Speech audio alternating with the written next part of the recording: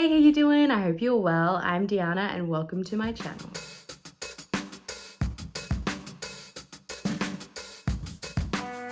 I am coming back at you with a book haul. So this will be all the books that I adopted in March and April. Now, there are a lot of them and it probably rivals my January, February haul, and I hope to say that this isn't going to be a common trend. But April is my birthday month, so I did get a number of books gifted to me, which was quite lovely. I do have a number of special editions which I purchased ages ago and finally have come through, and then a small stack of other books that I just bought because I wanted. So yes, hopefully the next haul you get, which will be May and June, is a touch smaller, but without further ado, let's get into the books. Let's start with the other category. Yeah. I like that. So the first book I picked up is Dukes and Dukes by Tori Jean. This is the first book in a Chilton Falls in Love series. I was lucky enough to get an ARC last year and I completely loved it. Tori Jean is one of my go-to authors. She writes incredible endometriosis representation into her book. And as someone with chronic pain, I adore this representation, even if it makes me very emotional and left me sobbing at points. This book follows a girl named Alu who is struggling with chronic pain. So trigger warnings here for medical gaslighting. That was really hard to read, but it was done so beautifully and authentically that it was hard to read, but it was also very cathartic at the same time. And she runs a Jane Austen type Ren fair in her small town. And for the upcoming season, her two lead characters for Lydia Bennet and George Wickham have actually fallen in love over the last summer and have left town to elope and get married. And she is stuck in a bit of a pickle. So her friends and the crew who run the event have pushed her into being Lydia Bennet, which is a character she doesn't want to associate with because it resonates with her as, you know, falling in love recklessly, getting her heart broken is what she did as a young woman, and she's kind of hardened up since then. And her best friend, Jack Parker, is a hockey player. He's been banned for most of the season and has been told to sit out due to, I believe it was a fight on the field, and he has come back home and has offered to play the George Wickham to her Lydia Bennet, and it is their romance. Their friendship is apparent from the start, and he has always been in love with her, and she is just gloriously oblivious, and it was beautiful. The caretaking scenes in here was incredible, and this goat is hilarious. So if you're looking for an incredible small town friends to lovers romance with a kind of Ren Fair situation and a hockey player, this one is for you. Oh, and also has impeccable disability wrap as well. And then I treated myself to How the King of Elfhame Learned to Hate Stories by Holly Black. This has been on my want to buy for ages. I do adore The Cruel Prince, so when I saw this at a really reasonable and very cheap price, I had to pick it up. It's beautifully illustrated, and I'm excited to sit down one afternoon and work my way through this little novella. Another novella I picked up is Sweet Sin by Sav R. Miller. I had to pick this one up before these covers disappeared. I believe this series has been picked up by a traditional publisher. This is the prequel novella to the first book in the series, which is Promises and Pomegranates, and it follows the two characters there, Carl Anderson and Alina Ricki, and basically gives a little bit more background and context to who these characters are before the start of Promises and Pomegranates, and does include the spicy scene, which is a point of interest in the first book. So yes, read this one, really enjoyed it, and I would say read this before picking up Promises and Pomegranates. Another book that has been on my TBR forever, because whenever I research and ask for book recommendations that are like Nalini's Changeling series, this book pops up. So I picked up Thea Harrison's Dragonbound, and this is the first book in her Elder Races series. I don't know much about this except it's been compared to Nalini Singh's Changeling series, which is one of my all-time favorite series, if not my all-time favorite series, and I think this includes dragon shifters, and thanks to Fourth Wing, everyone's in a dragon mood, so this is going to be perfect, and I'm hoping to pick this one up very shortly. I couldn't help myself after completely reading and devouring The Veil of Violence by Marilyn Marks. I had to get this stunning cover to match the Prince of Prohibition, and I just love it. I love the pink. I'm normally not a pink girly, but I just adore the pink, and I adore the Art Deco vibes, and looking at Addie and Jack on the cover just makes my heart swell with joy. So this is the second book. It does take a bit of a dark turn, so just be aware of that. But this book series, I'm sure you've heard me talk about it, and I will continue to talk about it, is essentially The Great Gatsby meets The Cruel Prince. So we have this girl from a small town, quite Christian small town in Georgia, and she has been seen as a devil child because she sees these devils, and she gets roped up into the magical world of the Fae, and we have a fated mate situation, a found family, there's some heists in the first book, and we have all the debauchery and the decadence and the danger of the 1920s mafia world, with the added bonus that we have some Fae and magic, and it is just beautifully done. I highly recommend this series. And last in the other category, I picked up If We Were Villains by M.L. Rio. I don't really know too much about this except it's a dark academia in the similar, well, all dark academias have this kind of murder mystery vibe happening. We've got a university setting, it's dark, it's moody, and this one in particular follows 7 young students and actors from the Decella Classical Conservatory, and there is a lot of Shakespeare themes in here, and I think I'm just in the mood for a dark academia. What I've heard great things about M.L. Rio's writing, so again, picked it up at a really great price and couldn't help to add it to my collection. I think we might save the pretty special editions to last so we can ooh and ah over them. So we'll move on to the gifted books I received mostly in April for my birthday month. And we'll start with my wonderful friend Teresa got me a voucher for the first chapter books, and I couldn't help but pick up Lights Out by Vanessa Allen. Everyone is obsessed with this, and I have a little bit of FOMO, so I really want to know what this is about.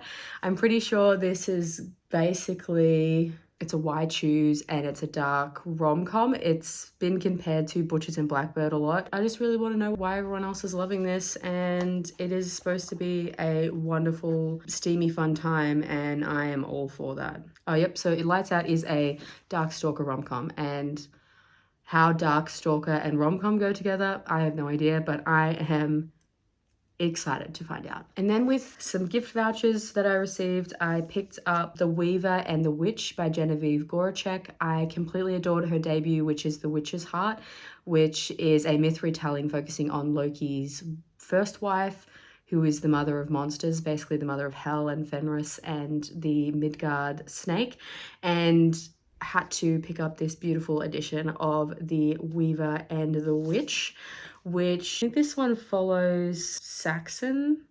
Oh no, it could be Norse myth. And basically this one says, the lives of 2 women, one desperate to save her missing sister, the other a witch destined to be the Queen of Norway, intertwined in this spell-binding novel. Yeah, I completely adore Genevieve's writing in The Witch's Heart.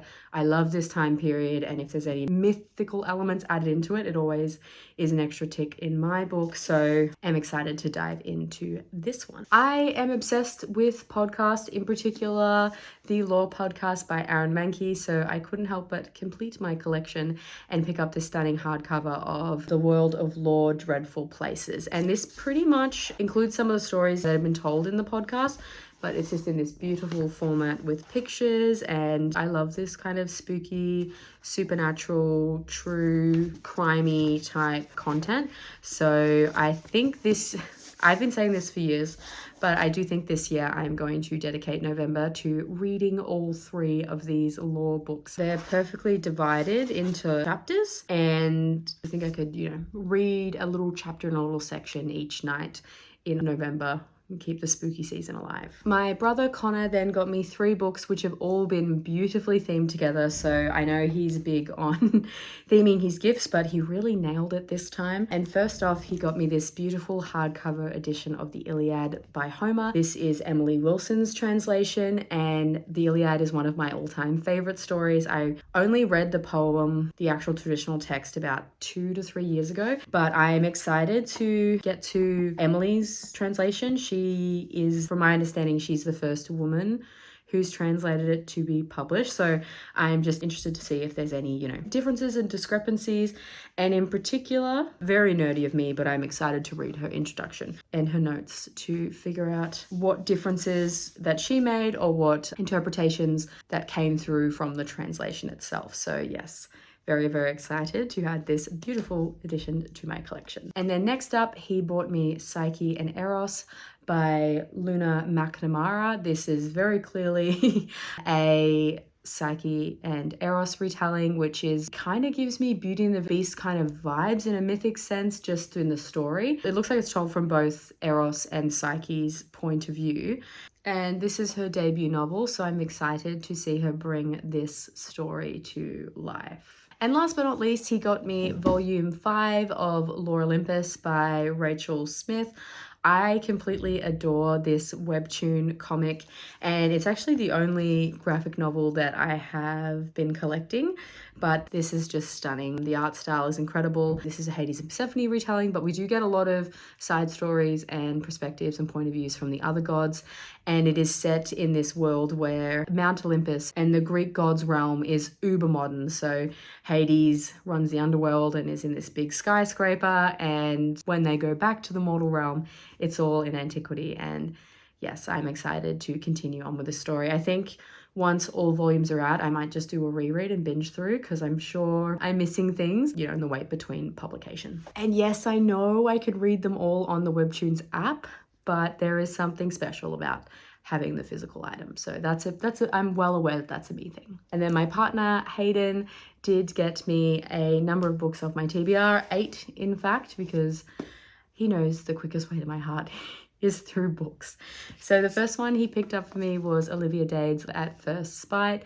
I completely adore this cover. I love Olivia Dade. I love her plus size representation. And in this one, we have a relationship is between Athena and her ex-fiance's brother.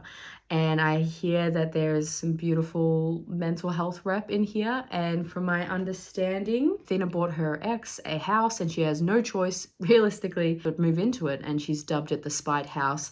And unfortunately, it is right next door to her ex-brother-in-law. I've also heard that it is hilarious and that to piss him off, she plays like the smuttiest monster romance audiobooks as loud as possible out the window he can hear it. So I'm excited to meet these characters and see what this one's all about. And then I got The Fake Mate by Lana Ferguson. This cover is giving me Vets, but this is in similar vein to Ali Hazelwood's Bride. This is a very light Omegaverse that's been traditionally published.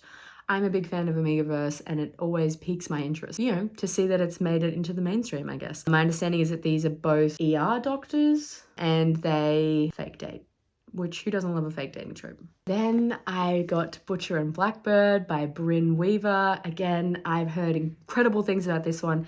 It is a serial killer rom-com. The trigger warnings are immense.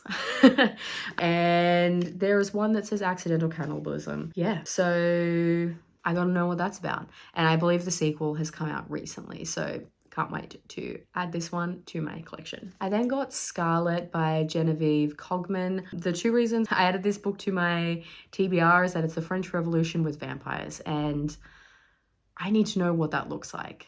This cover is stunning. You've got Versailles, the French flags, and the bats. And I believe this is the first in a series. Yes, this is the first in a trilogy. So I'm excited to see what happens if you throw vampires into the French Revolution. And then I got After the Forest by Cal Woods. This is a Hansel and Gretel retelling, which is actually one of my favorite retellings to read about.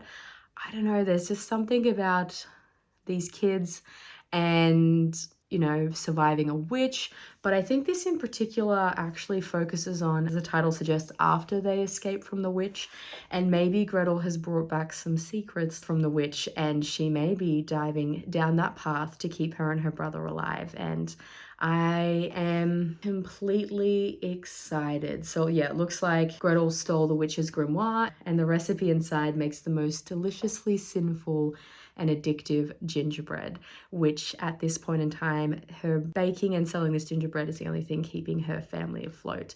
It does give me the gingerbread vibes by Helen Oyoyemi, which is also another Hansel and Gretel retelling, so I'm excited to see Kel Woods' take on this fairy tale. And then I got Emily Wilde's Map of the Otherlands by Heather Fawcett.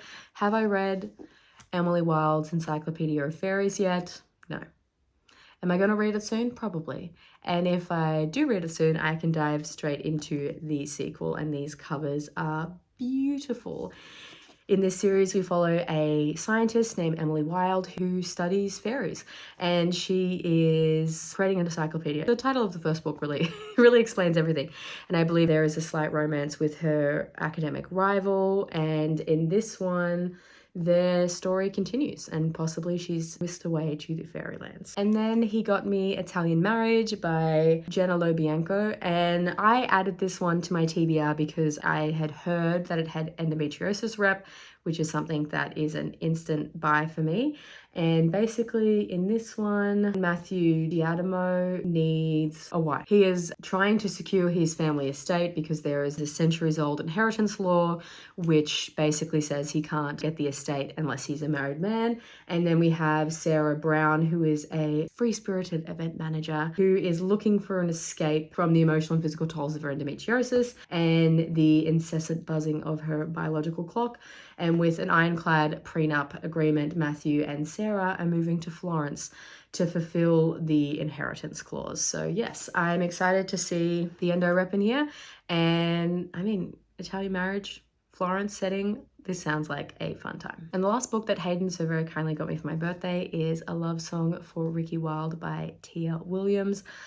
I haven't read 7 Years of June just yet, but I hear that is a very emotional, hard-hitting read. But I had to pick up this one once I knew we have a jazz musician.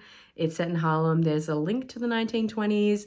And yes, that's all I really need to know. I trust I'm going to completely love this one. All right, it's finally time. We are moving on to the special edition sets. There are a few of them, so let's get onto it. First, I got Devine Deception by Rebecca Pratt, and I just obsessed with this foiling. Let me give you a book tour. I mean, look at that. Stunning. I thought this one was a rejected mate trope, but it says here that she thought her destiny was crystal clear, but the moon goddess had fractured her fate into a kaleidoscope of uncertainty, and I just love that phrase. As a wolf shifter, she is bound by love and loyalty. She thought she knew where she belonged until an unexpected truth revealed a second mate. So maybe it's an MMF? If so, that sounds amazing. And I believe Rebecca is a Australian author, and I always love to support Australian indie authors. There's also book 2. I didn't realize I bought book 2, so I will need to buy book 1, and hopefully I can get a stunning matching pretty edition. In April, my Fabled December box arrived. In December, I got the Trinity. So I got Fabled Nights, Fabled Moonlight, and Fabled Twilight. So first off, for Fabled Nights, I bought Start a War by Al Thorpe. Did I need to buy a second edition of this book? No. Did I do it anyway because it's stunning? Yes. I mean, come on. And I'm secretly hoping that they do the whole trilogy. However, that does mean I'm going to have a duplicate set, which I have yet to process how I feel about that, because normally I don't like, just due to the shelf space and capacity I have, I normally don't like to do that. But anyway, Start a War is the first book in Al Thorpe's St. View Psycho series. We follow a girl named Bliss who is trying to figure out who killed her half-brother. And in this, she inherits his dive bar in St. View, and a romance ensues between Bliss, who is a beautiful plus-size girl and who is a childcare worker, Vincent, the newest childcare worker to join her childcare center, her brother's best friend and business partner of said bar, and a bikie named War. And yes, I completely devoured this. Al Thorpe writes incredible white shoes, beautifully developed romances. There is some sword crossing. The spice is spicing, and the suspense elements honestly just take me for the wildest ride, and I never see what's coming, and I'm always just gobsmacked. Then for the Fabled Moonlight book, we got Deep Waters by Emma Hamm and book tour. This is the first book in her fantasy romance / monster romance mermaid book. Sorry, the Deep Waters is the name of the series. The first book in this series is called Whispers of the Deep. I believe this is a enemies to lovers story. So the woman in our story is an engineer who is keeping this city under the sea afloat and just basically wants to do everything she can to prove her worth, make her family proud. However, on a solo job in an abandoned section of the city, she encounters a monster of legend. And then we have our merman, and he basically hates the fact that the humans are here in the city and plans to eradicate the entire city to protect himself and keep his kind afloat and keep their peaceful way of life. However, he kidnaps our girl Mira, but when she unknowingly saves him, she creates a bond between them. I think I've only read one merman romance, and that was PC Cast's Goddess of the Sea. I haven't read Elfhame yet. I've heard wonderful things about her, so very, very excited to pick up Whispers in the Deep. And then for the December fabled Twilight book, we got The Seldom Wings by Becca Westrup, which is the first book in her Wings Spirits trilogy. So again, loving the purple foiling. I see some kind of dark academia manner. I hope we have a magical school in here because I am fully obsessed with that trope. I have the end papers and beautiful foiling with the wing on the front. We are following a girl named Sia who is hidden in a forest, dodging her father's bounty hunters and ignoring the nameless magic in her veins. When she receives a letter from an estranged lover, she must return to the coast that she used to call home, despite it being within reach of her father's magical city, which is hovering above the smog, and also the arranged marriage that's waiting for her there. This land is noxious and it's filled with rebels, witches, and other humans who are becoming walking corpses when they die. However, her brief visit turns into a deathbed promise which anchors her to the Gwaith house for the foreseeable future. She agrees to look after her first love's human child until her first love can prove to take care of the kid. However, the things with promises is Sia can't break them. No seraph can. So yes, she sounds like she's an angel, and I am excited for that. I do not think we have a magical school, but I can dream. So it looks like Sia's drawn into possibly a second chance romance with her first love and is trying to keep this kid alive while also escaping from her father's clutches. So yes, please, count me in. And then my box set of the Blood Oath series by R.L. Calder arrived, and I couldn't be more happy. So that includes Bite of Loyalty, Bite of Betrayal, Bite of Vengeance, and the last book, Bite of Justice. So this series follows Alina Van Helsing, who is the heir to the Van Helsing Slayer's throne. She's out one night drinking her sorrows away for this community event is going to happen, which is going to force her to get married, even though she doesn't want to. However, upon her return, she realized the vampires have ransacked her family home and have killed everybody in sight. When she's distracted, she is blindsided by a vampire and is turned into one. She ends up at a magical school, the Dark Imaginarium Academy, where she finds out that the vampire sector of the school, the top students win a chance to get a job with Dracula, who is the vamp responsible for her family's massacre.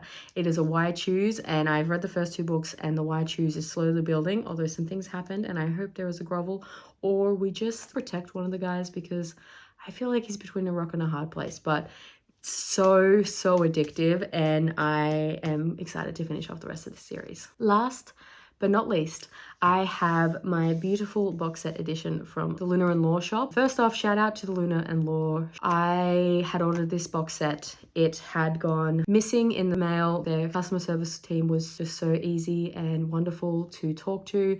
They did confirm that the parcel had gone missing and organized for a replacement set to be sent my way, which once you see this, you want to see what this set is, you know how much this series has actually fused its way to be part of my DNA. And they sent a replacement and it arrived super quick. So the series I got is the Mate Games Pestilence by Meg Ann and Kay Lorraine. And I am just obsessed. All right. So out of the slipcase, so we have Deal with the Demon, claimed by Shifters, Captive of Night and Lost to the Moon. And they are just stunning. We have a quote on the back. We have stenciled end papers. And this is the second series in the Make Games universe. And in this one, we follow Rosie Blackthorn, who is escaping from her life and her demanding husband, and in particular the demanding husband's family, and finds herself in a small town in the middle of nowhere, Alaska. With the help of a human hacker, manages to start her life again. But things become interesting when we throw in a couple of shifter twins. Her husband returned to find her, and a pesky purple demon named Pan. And yes, this one is so good.